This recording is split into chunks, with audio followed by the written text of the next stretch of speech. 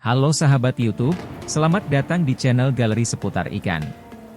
Channel yang konsisten membahas dunia seputar ikan. Pada video kali ini saya akan membahas mengenai ikan hias yang paling terkenal dan biasa kita lihat di toko ikan hias ataupun di kolam ikan rumahan. Namanya ikan si pembawa hoki atau ikan koi. Jika Anda menyukai video ini jangan lupa like dan subscribe.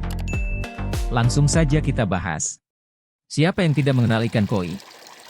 Ikan cantik yang berasal dari Jepang ini sering dijadikan ikan hias yang dipelihara di akuarium ataupun kolam. Ikan koi mempunyai bentuk, pola dan warna cerah yang sangat unik. Selain itu, bagi beberapa orang dianggap sebagai ikan yang membawa hoki atau keberuntungan. Ikan koi adalah sejenis ikan yang termasuk ikan mas, Cyprinus carpio, yang mempunyai ornamen yang sangat indah dan jinak.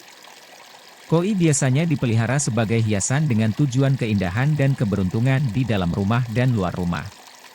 Di balik keindahan aneka warna ikan koi, ternyata ikan ini menyimpan banyak cerita, termasuk fakta jika sebenarnya ikan ini awalnya hanya terdiri atas satu varian warna. Variasi warna beragam yang kita kenal saat ini merupakan hasil serangkaian proses panjang dalam pembudidayaannya. Istilah ikan koi berasal dari kosakata bahasa Jepang. Jika diartikan dalam bahasa Indonesia berarti, ikan karper. Meski secara fisik ikan ini berbeda dengan ikan karper yang banyak ditemukan di Indonesia. Selain itu istilah koi juga dikaitkan dengan nishikigoi yang berarti ikan karper bersulam perak dan emas. Sebagai kelompok Pisces, ikan koi membutuhkan air untuk bisa bertahan hidup. Meski hampir hidup dan beradaptasi di semua negara di dunia, tetapi ikan ini juga dikenal sangat sensitif terhadap perubahan habitatnya. Maka dari itu bagi banyak orang merawat ikan koi terbilang cukup rumit dan penuh tantangan. Ikan koi sebenarnya merupakan keluarga serumpun ikan mas. Hal ini bisa dilihat dari struktur fisik ikan koi dan ikan mas yang nyaris sama. Akan tetapi terdapat perbedaan. Di antara kedua jenis ikan ini, meliputi warna maupun ukurannya sangatlah berbeda. Jika kita lihat dari bentuk tubuhnya, ikan koi cukup mirip dengan ikan mas atau karper. Kedua ikan tersebut masih berkerabat, meski secara genetik sangatlah berbeda. Bila kita perhatikan, bentuk badan koi tampak memanjang dan sedikit pipih ke samping. Mulutnya terletak di ujung tengah, dengan dua sumut dan warna badan yang beragam. Untuk mengidentifikasi, para ahli umumnya menggolongkan tubuh ikan tersebut ke dalam 3 bagian, yakni kepala, badan, dan juga ekor. Dari sini akan terlihat, bahwa pada bagian kepalanya memiliki sepasang mata, sepasang hidung yang cekung dan tidak berhubungan dengan rongga mulut, serta celah-celah insang.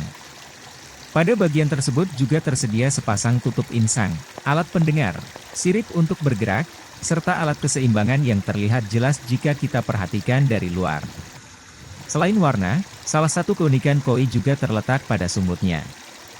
Sumut atau kumis tersebut adalah indera penciuman yang membantu mereka menemukan makanan di dasar kolam. Sebenarnya, perbedaan terbesar antara ikan koi dan mas terletak dari warnanya. Koi punya warna yang lebih cantik dan beragam. Ia juga memiliki lebih banyak jenis daripada ikan mas. Berikut ini adalah beberapa struktur tubuh dari ikan koi. Yang pertama yaitu sirip. Struktur tubuh ikan koi menyerupai torpedo bersirip. Sirip ini terdiri atas beberapa bagian, seperti satu sirip punggung, satu pasang sirip dada, satu pasang sirip perut, satu pasang sirip anus, dan satu sirip ekor. Ikan koi membutuhkan sirip ini untuk bisa bergerak bebas di dalam air. Tiap bagian sirip yang dimiliki ikan koi mempunyai fungsi masing-masing.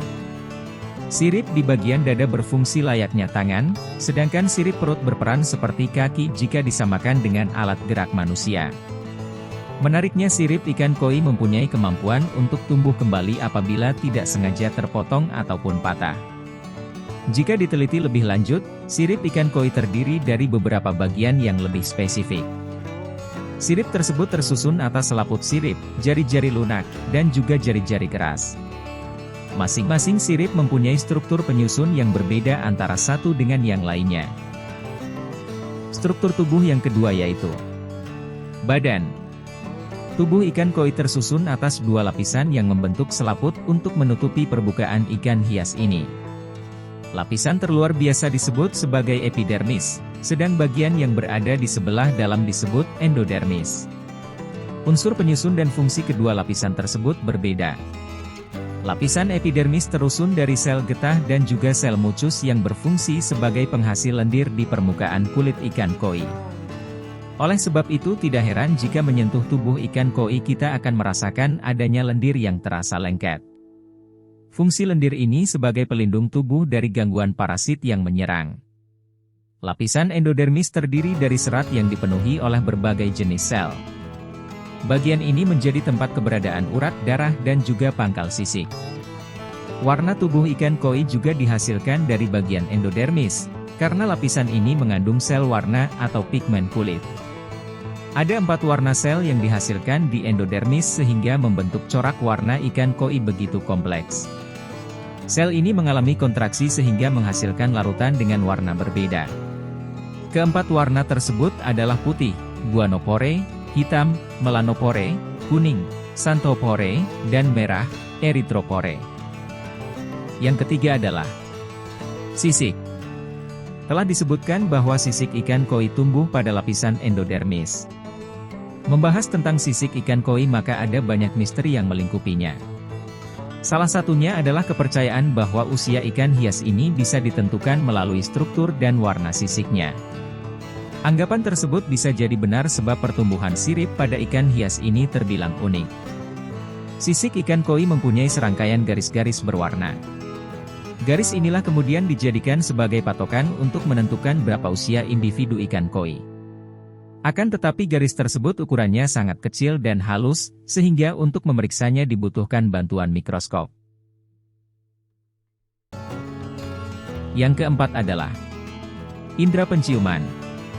Ikan koi mempunyai indera penciuman yang berbentuk kumis atau sungut dan berjumlah 1 pasang. Kumis ini terletak tepat di bagian atas mulut ikan koi. Kumis atau sungi ini berperan sebagai alat pendeteksi mangsa atau makanannya. Selain itu, adanya indera penciuman ikan koi juga menjadi pembedanya dengan ikan mas.